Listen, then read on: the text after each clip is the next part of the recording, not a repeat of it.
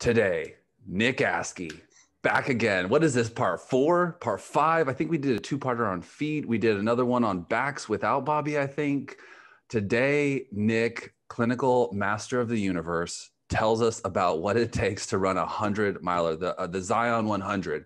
Specifically, I want to talk to him about his training, injuries he went through, treating patients while practicing for this. What time do you wake up? What time do you sleep? Do you eat it all? We're going to get into all of it today. Welcome to the Anatomy of Therapy. I'm Dr. John Cybulski. Bobby Riley is in Iceland. Nick is up the road here in San Antonio from me. Nick, welcome back, dude. Thanks, fellas. Appreciate it. How long ago did you kind of decide to get into all this stuff? Like what was the impetus to do the Zion 100? So COVID has really sparked people to do a lot of crazy things. Some of them end with jail sentences. Some of them end with lots of addictive behaviors. Some of them end up with 20 pounds gained. Mine ended up with a belt buckle and 30 pounds lost because I've been going to the gym since I was 12. Like, I'm very type A. I rely on the gym as kind of a pressure release valve to be less of an asshole and a better human being. And I have like a whole home gym in my garage, but I rely on waking up at like 4:30 in the morning, having a double shot of espresso, going to the gym, dropping weights, loud music, shit talking. Like, that's my community. That's what gets my day started. It's really hard to do that by yourself in your garage with a bunch of retired neighbors that sleep until 10 in the morning. So the only way I could actually like scratch that itch when the gyms were closed here in Texas was to strap on a pair of running shoes, listen to your guys' podcast, and go put in some miles. And then I have a lot of ultra running patients because it's in my profile. People know that I run. People know that I'm not going to just tell them that running is stupid and it wrecks their knees and they need to stop running. And I have a longtime patient that I've been treating for like 8 years, and he's 55 years old. And he's at the point before this race, he had finished 8 100-mile races.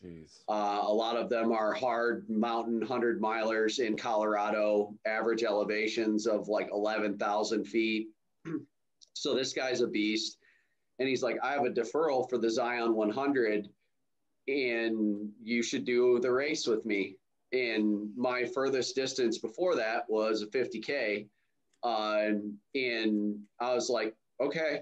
And I signed up for it that night and screenshotted it. And he's like, dude, I wasn't like 100% serious on that, but now I am. So he's like, let's do this. Yeah.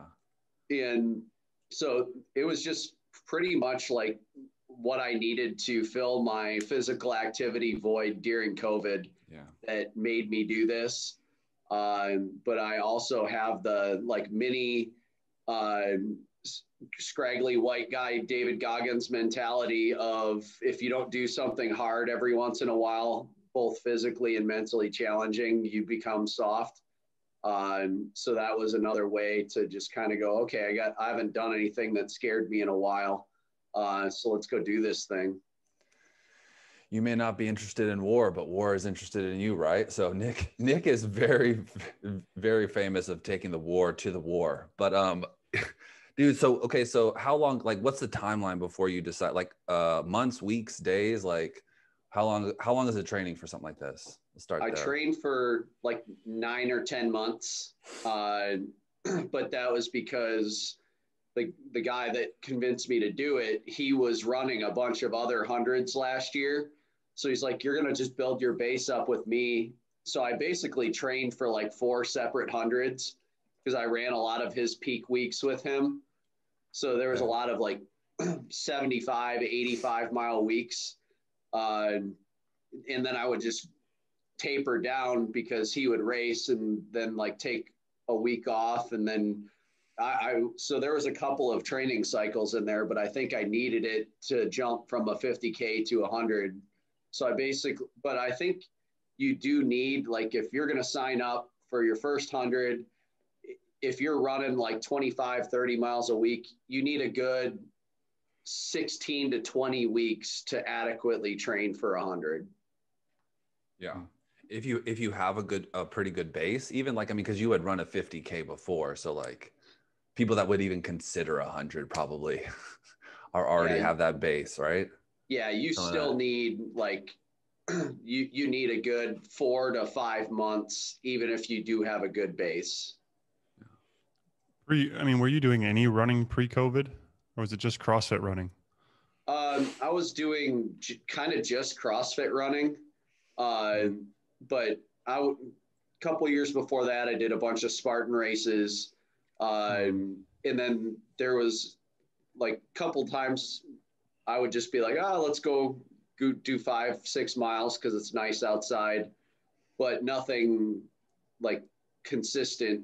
But I think having a running background to where I've done 650Ks just kind of sporadically since I moved to Texas.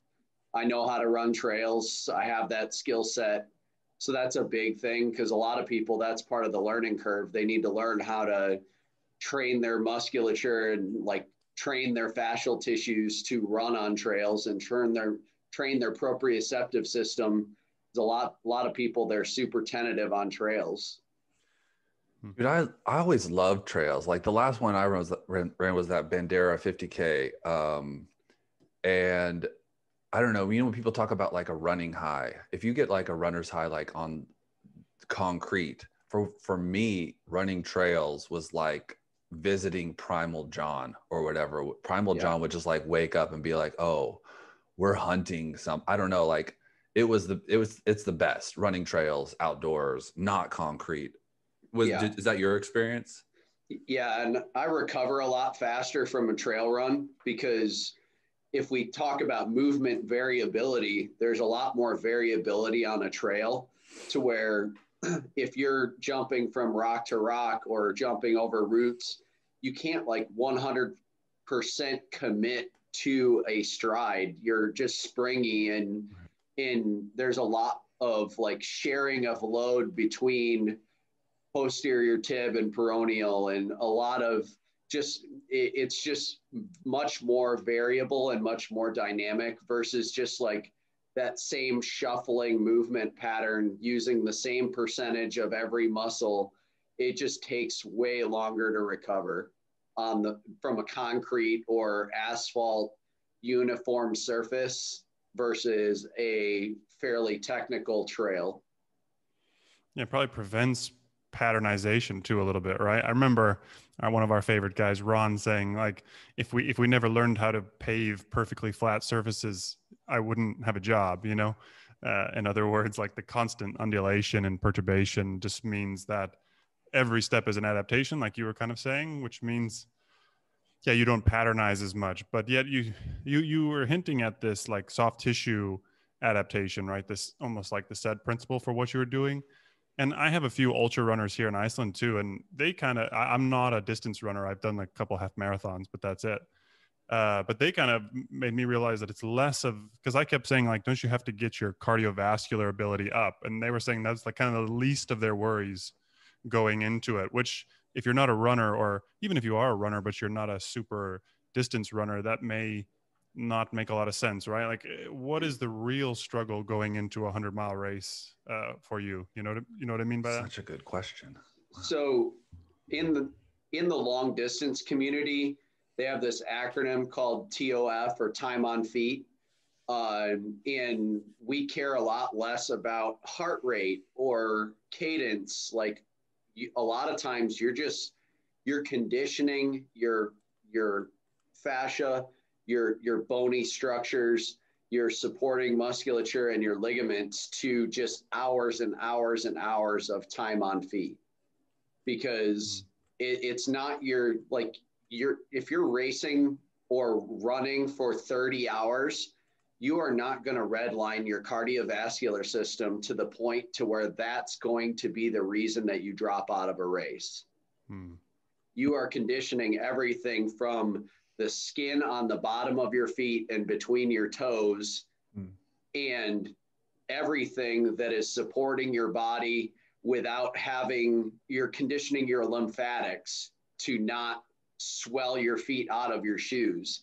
Like every single system from skin in, you are conditioning that first.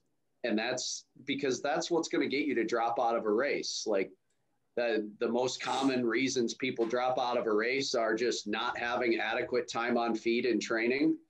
And then if they push too hard, their stomach will start rejecting calories and you can't keep anything down. And that's fine for a half marathon because your body isn't going to shut down with 2 hours of no food, but you will shut down with the combo of sleep deprivation and 30 hours with no food, or not being able to even keep water down, especially in a desert race like the Zion 100.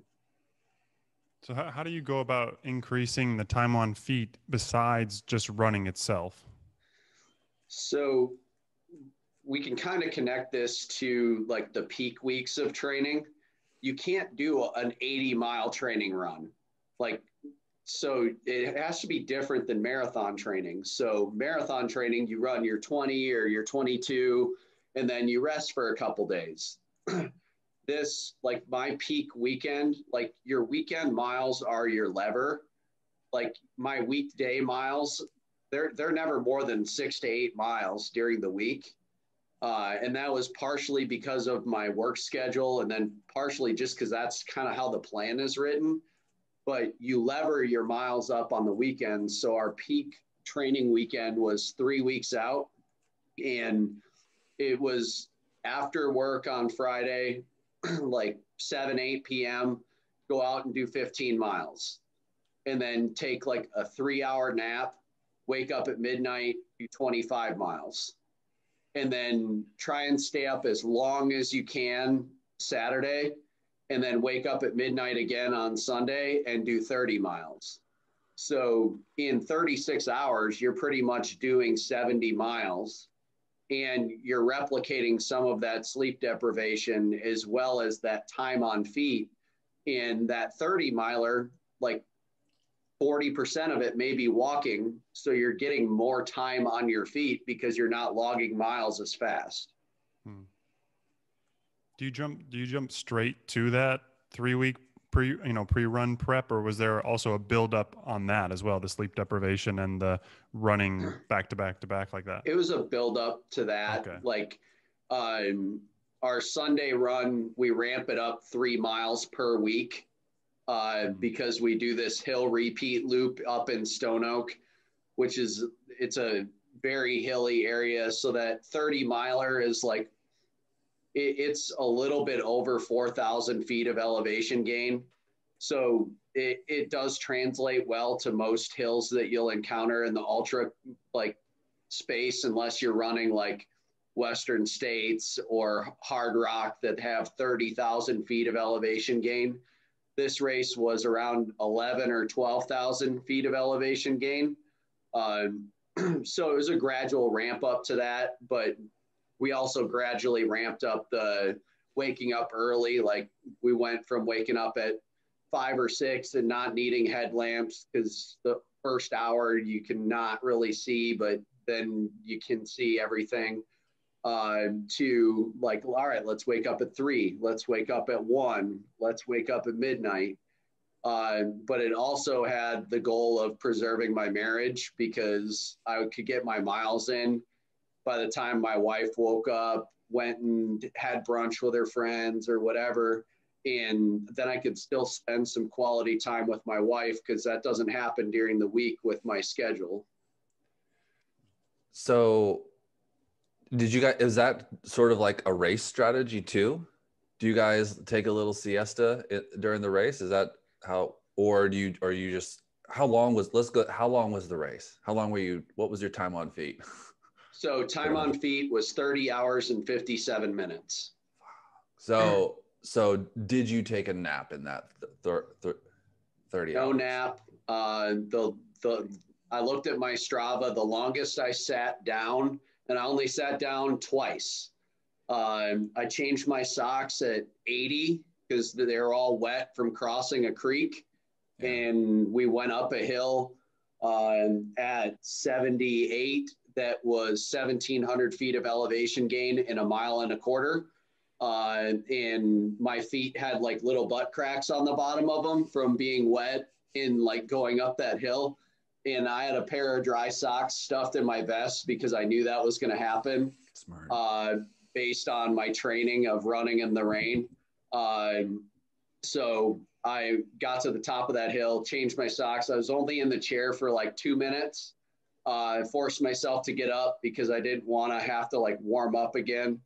And I sat in the chair for like 4 minutes at 51 when I switched shoes to a higher stack height, more cushioned shoe. But other than that, sat down twice, stopped at aid stations just to fill water bottles, grab a handful of fruit or a grilled cheese sandwich or a quesadilla or ham and cheese sandwich, but never took a nap, never sat down more than twice. And the guy I did the race with, he's kind of a grab and go guy. He's like, the more you sit at an aid station, the more it just kind of locks you in, and your brain will kind of just play tricks on you. But the more you keep moving, the less your brain will kind of start giving you excuses to quit. Damn. I believe that fully. For sure. So did you have any things that you had to go through as far as injuries or aches, either leading up or during the race? So the only injuries I sustained in training, and it was only one, it was a total mental error on my part. I did that Bandera 50K that John was mentioning as a training run, and it was in January. It was a run that I should have donated my entry fee and not gone to the race, because I lost 2 weeks of training just having to rest, because it was pouring rain and snow during this race. And the whole course was either slick, wet rocks filled with mud or 4-inch deep, sticky, slippery mud. So I developed a really bad, like tenosynovitis of my tib anterior that you could hear it squeaking from across the room.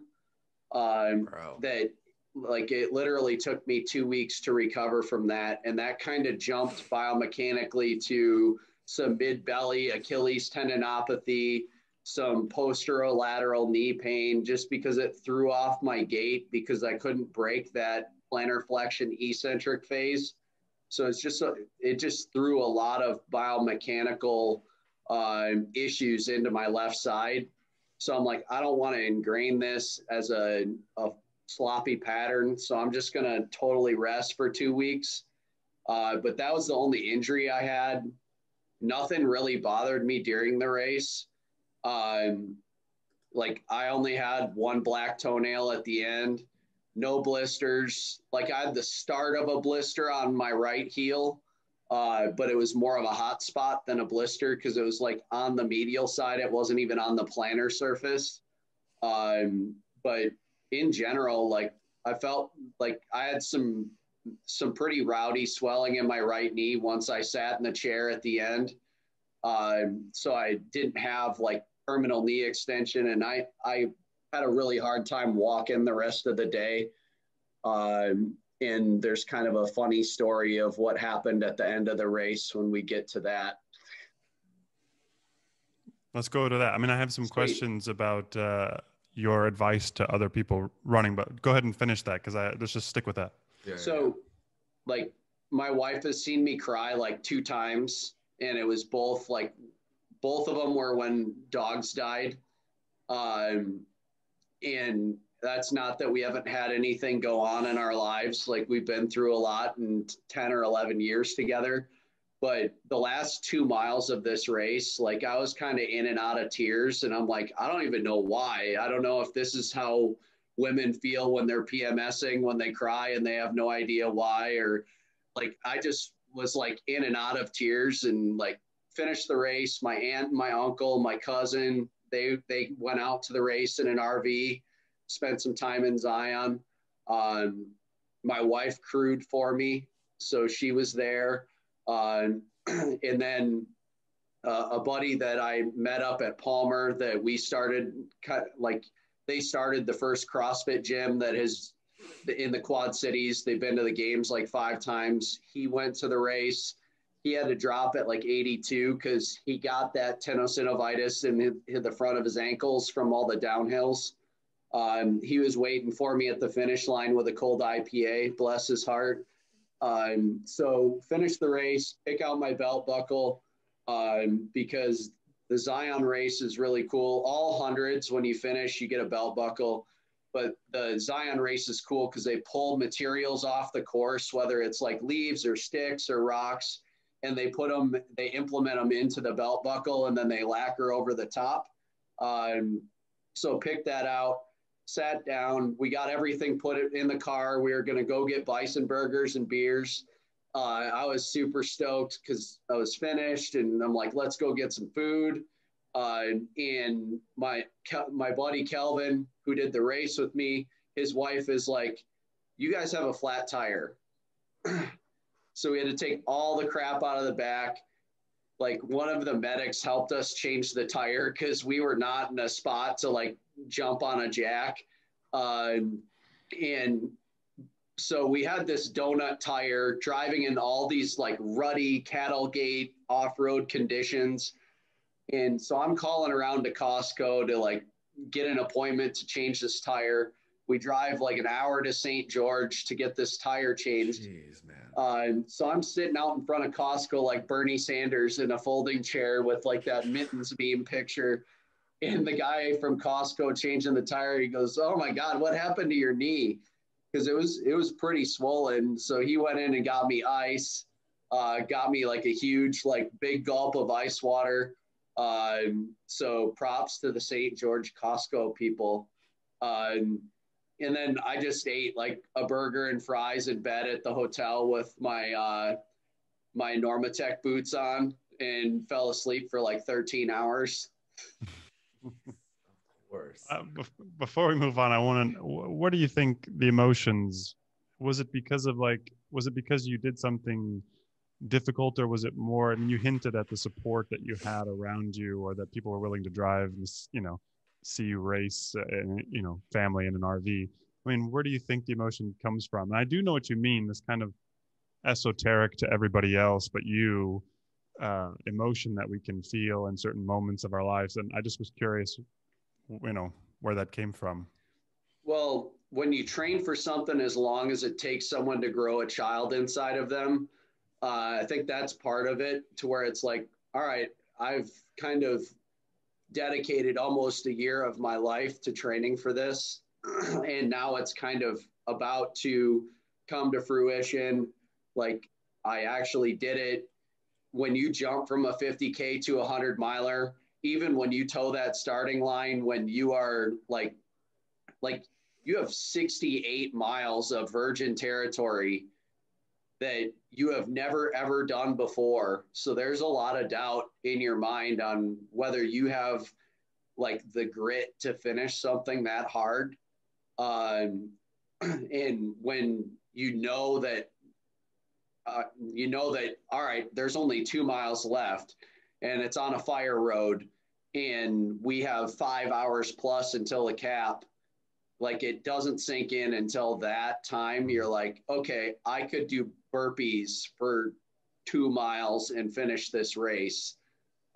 So there's always that little shred of doubt. Like, even at mile 90, you could roll an ankle and break it and your race is over. Or you could pass out at an aid station due to dehydration and your race is over.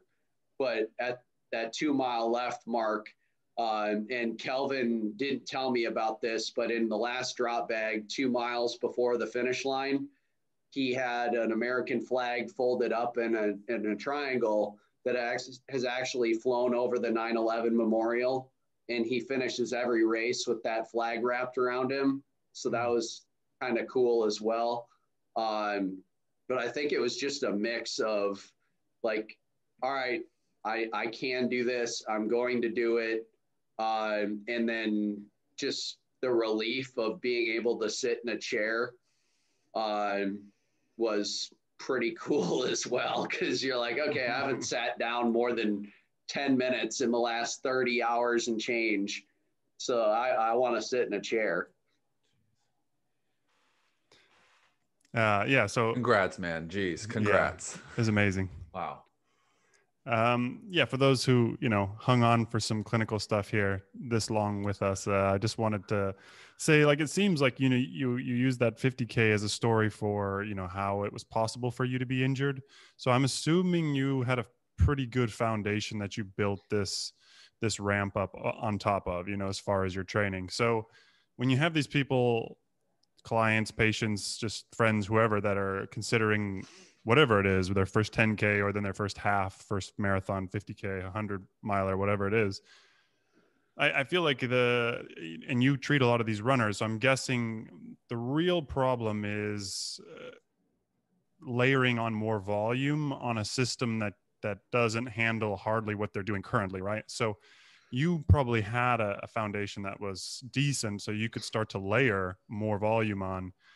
In your experience, like, I guess in your past, but also with all the patients that you treat and runners, and I'm assuming like the guy that you ran with, he has a similar story to you. He's run many before, so the injuries he's going to sustain are not going to be the same as somebody who is trying to run for the first time, and then they realize, you know, yeah, their shins can handle no load, right? So yeah, in other words, what do you, in your experience, like, how do you start to absolve these issues that people have facing, you know, the growth of volume, in other words? So they want to work up to these things, but there's always these setbacks because, you know, their big toe starts to hurt, and then their heel is killing them, and then they have shin splints, and then, you know, then they have their knee for some weird reason starts to hurt every time at mile 6. So how do they ever, you know, move on?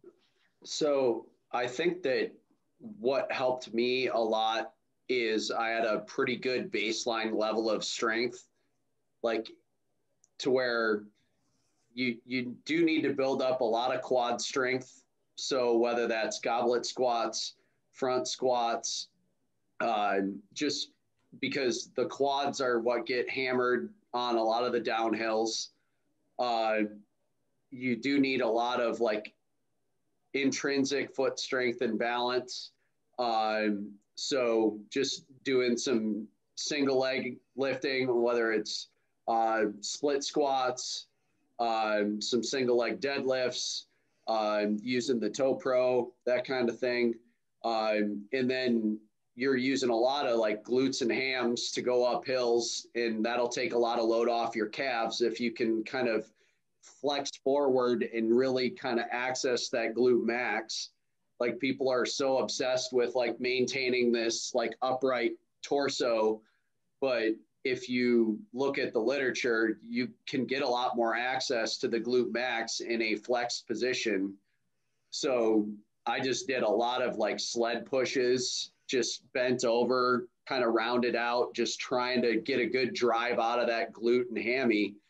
So I think strength is a very important thing, to have that kind of musculoskeletal tendinous integrity to start with. Kind of like a almost Ripito like approach of like, all right, like, don't run to get strong, then run. And I think that is possible to do during your training. I just think runners are a unique breed to where they really use running as a therapy, and they get like every day that they don't run is almost like a wasted day of life for them. And they don't want to implement strength training because they don't like to do it or they're not good at it. But I'm like, this is what's going to protect you and allow you to run for more years of your life and not have to pay me more money if you just really build up the strength and integrity of those tissues. Because we talked about training all the systems, and if you're strong, then it's like, all right, I just need to get my skin used to this and my lymphatics used to this, and the rest kind of takes care of itself. I love that idea about the sled push, because most runners would never probably consider something like that too. And I know, like you said, it's kind of weird that a lot of runners typically it's like anathema for them to strength train, you know, alongside their running. And I'm constantly telling patients, you know, Kipchoge is strength training. I promise you, like, they have to build that. And the reason I thought the sled push was cool, which leads me to another question after this, was because like I have an ultra runner now who constantly has this knee pain and cannot relax into a squat. And I'm trying to tell him, like, you put your load through your knee all the time. You're causing shear force to the knee or torsional force, because you're not great at like engaging the posterior chain. You're such an anterior person, you know, the quads and knees, and they're not able to distribute those forces elsewhere. So any other cool things like that, like the sled push was a really good one that I don't think I've actually recommended for the exact kind of scenario. And I did a lot of weighted step ups as well, because I knew the terrain was going to be super steep.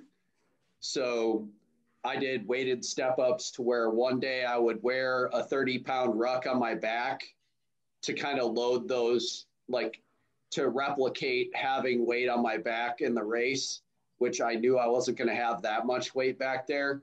But then the next week I would do kind of like a goblet hold step up to just kind of build the balance in the system of kind of that lean back, lean forward, uphill, downhill, just kind of give my body this sense of like, okay, you're stable and you have equilibrium with force pulling you forwards and pulling you backwards and doing a 24-inch step up on a box.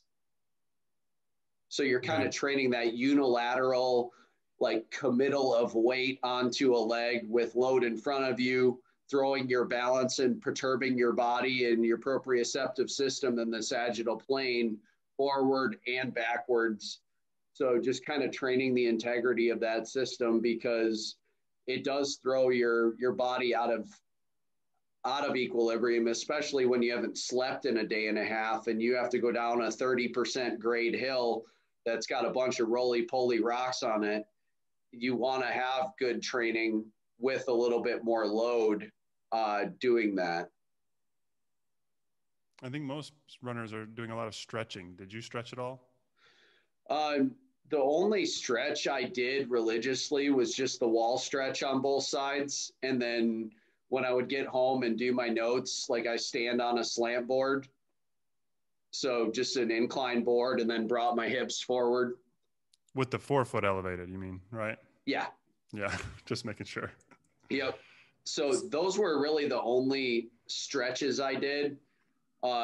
Like during the peak weeks of training. So probably the last 6 weeks, like I would have someone work through like my basically feet up to low back once a week, just so that I could kind of just make a mental inventory if they were hitting stuff that was a lot more painful on one side than the other. That helped me kind of like really take an inventory of why that was sore and go, okay, I may be crossing over my gait on this side. I may be hitting a little bit weird on my foot strike. So I kind of looked at those tender spots, almost like calluses on the bottom of the foot.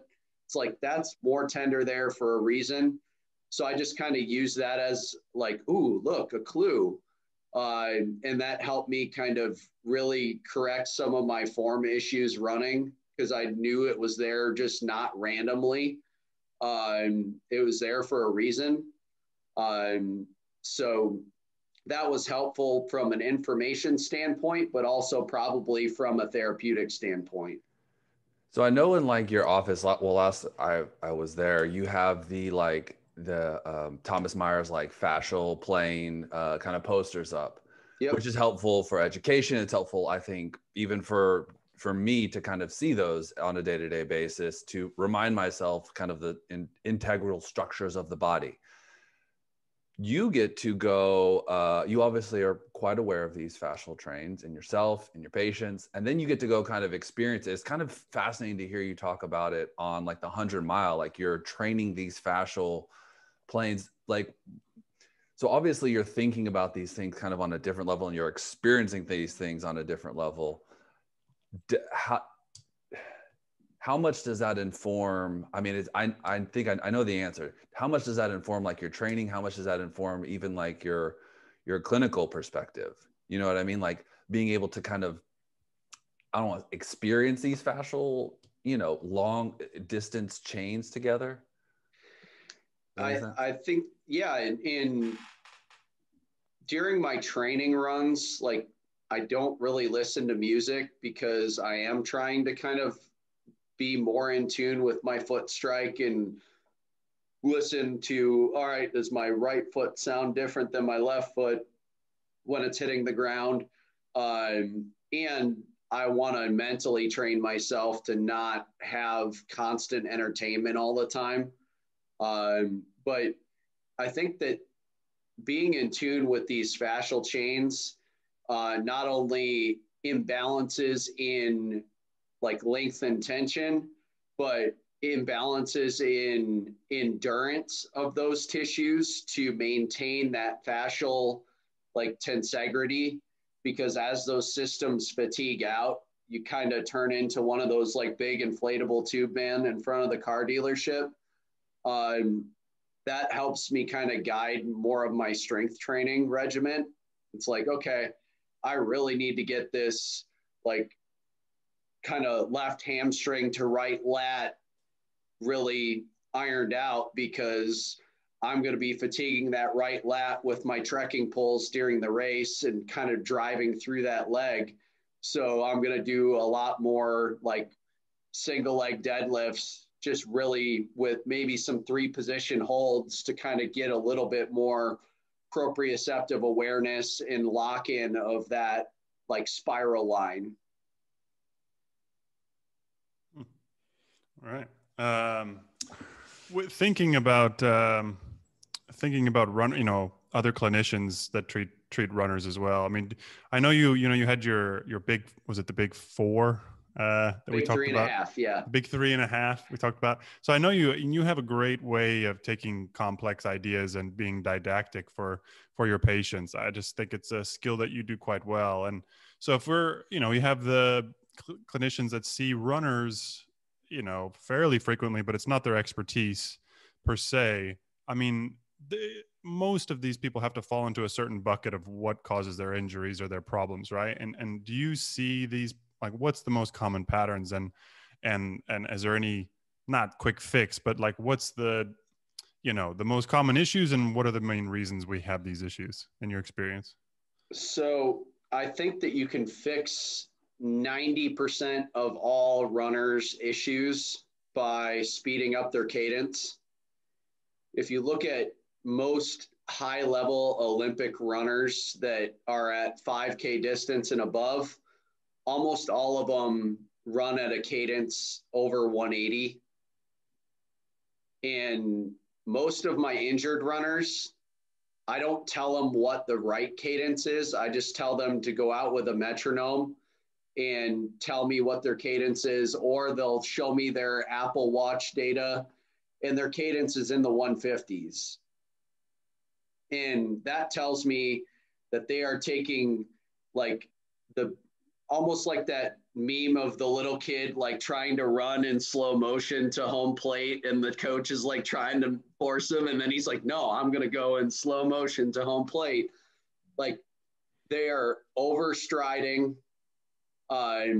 They're probably heel striking, which heel striking isn't bad for everybody, but if you are overstriding, you are hitting your heel in front of your center of mass. You are slowing yourself down. There's a lot of ground reaction force and there's a lot of ground contact time to kind of roll that whole foot into pronation. You have to have like pristine hip extension, or there's a lot of side to side wiggle of the whole torso and low back and pelvis. There's a lot of excess potential for things to go wrong with a slow cadence. Then if you just tell them like, all right, set a metronome to 180 and you're going to keep the cadence, versus me giving you a million different cues on how to run and you demanding all like more hours of my time outside of the clinic to try and be your running coach. Like, download a metronome app, set it to 180. That's what you have to run at. It will kind of shorten the ground the ground contact time, shorten the stride. They're going to hit lighter. And then the other 10% is usually like poor footwear choices, not upgrading footwear enough, just in general, or just adding too many miles at once. I see problems with people running on crown streets to where they're running with like a tilt in their pelvis both ways for 8 miles. And then they get like a raging QL on one side and like a raging peroneal on the other side, because they're just like running with a oblique tilt in their pelvis. So, but the cadence is the big takeaway that I use with most people, because then you don't have to tell them anything else. It's like just quick, light feet. Do you increase your cadence on hills? My average cadence for the whole race based on Strava was like 178. And that was with a lot of power hiking up the hills at probably a 150 cadence, just walking. But downhills, yeah, it'll go up over 200 just because you're trying to like keep your feet underneath you, especially with some of those 30% grades. All right. Dang, man. Yeah, I don't want to keep you too long. I know you are a busy man, but you kind of answered some of my really important questions, like what you ate during and what you ate after, which was, that's probably the most important question is like, did you have any idea how many calories you burned? No idea. I know that for an average, like if you took the average across my whole training, like I usually burn like 130 calories per mile, but that's on like a pretty normal mile, not like, oh, we're going to go up 1,700 feet to the top of this mesa. And so we did do real food at the aid stations, but I did do, I think I took like 50 gels, which those turn into a pretty disgusting endeavor toward the end, but I do spring energy gels, so they're real food. So they're like berries, fruit, almond butter, honey, ginger. So it's all like pureed real food. So it's not like brown rice syrup and coloring. So they are very palatable. It gets to be a bit much to where every half hour you're like, got time for another picnic, grab a gel. But I burned a lot of calories. I lost 6 pounds during the race, but part of that was it was 84 degrees on Saturday, which is 10 degrees above normal, only 10% humidity. So my lips were like cracking from sunburn and just like dehydration. And then it got down to like low 30s on top of the mesas at night. So it was like crazy extremes.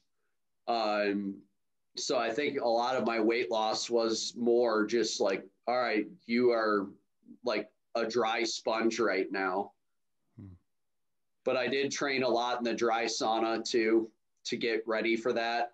So I like took the water out of my sauna, so I wasn't dumping it on the rocks. And I was doing some pretty rowdy, like 30-minute sauna sessions at 210 just to get my body used to that heat. Just sitting though, right? I've read people doing like putting their treadmill in a sauna, like for the Badwater marathon. Yeah, no, I wasn't doing that. I was sitting there feeling sorry for myself. Yeah. So I saw your post. I saw one of them and it was like, I'm just looking for the next one now. So, and if we had infinite time here, I'd ask you a bunch of questions too. Like, was training harder or was the race harder? And that leads to the next question, which is why another one right away? And what is the next one going to be? Any idea? To quickly answer that question, the training is much harder than the race. Because just every morning when you get out of bed, you're like, the weekends don't feel like weekends. Like you want it to be Monday so that you can rest. But the next race is going to be in Bend, Oregon. It's called Cascade 100. So it's through the Cascade Mountains and Deschutes National Forest. And then so you go straight to the brewery when you finish, right? Yeah. Okay. And it's a point-to-point race, so that's kind of cool. It's not a loop. You're going from one city to the next. So that's in late August. I was gonna wait like 2 weeks to like go because I thought I was gonna be much more broken, but I ran twice this last week. Like I did a 7-miler on Wednesday and an 8-miler yesterday and felt fine. So I'm like, all right, let's sign up for another one. But it's kind of my goal to do 2 a year. That one just looked really cool. And I've always wanted to visit Oregon, and just really pretty part of the country, really scenic race, not too high on the elevation profile. And it's all single track trail in the forest. So it should be a good race. Is this going to be a gateway drug for you? Are you going to be signed up for like the Gobi 400 soon? I don't know about that, but my buddy Kelvin, he is signed up for a 200 miler in October, the race across Florida. Jeez, man. So you race across the entire state of Florida on the Florida Trail. That sounds sticky. Man. Yeah. Sounds humid. Wet. Sounds like there's way too many mosquitoes for me to do that. For sure.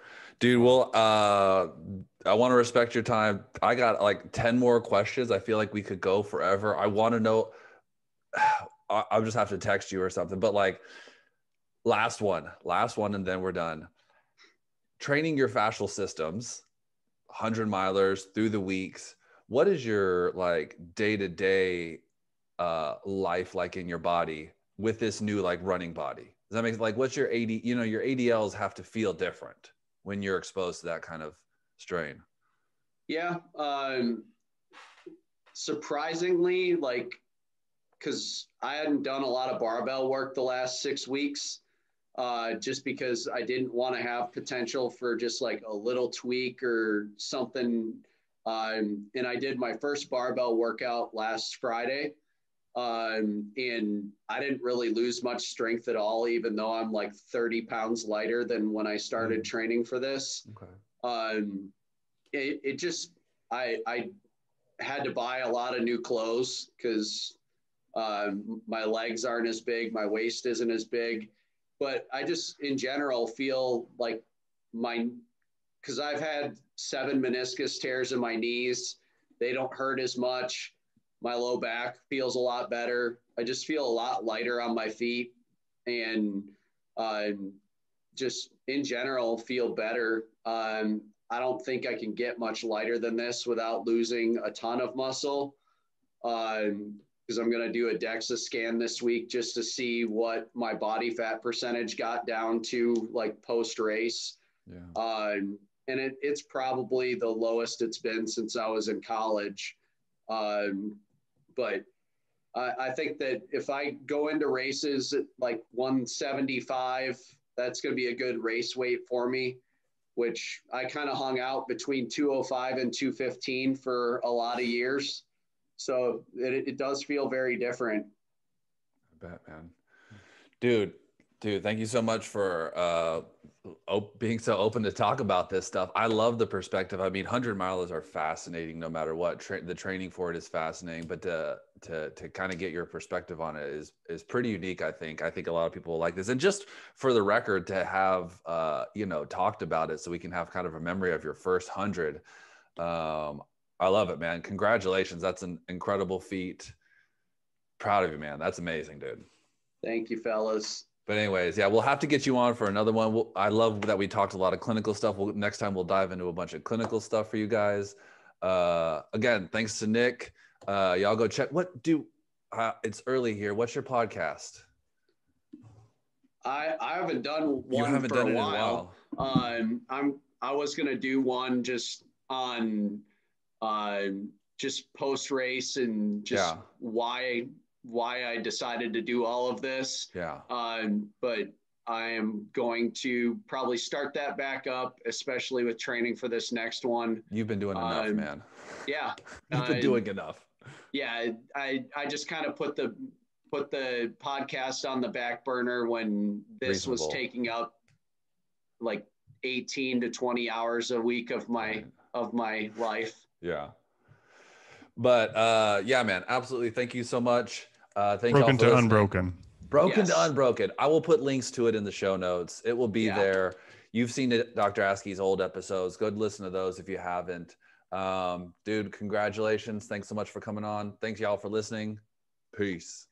See you, fellas. Bye.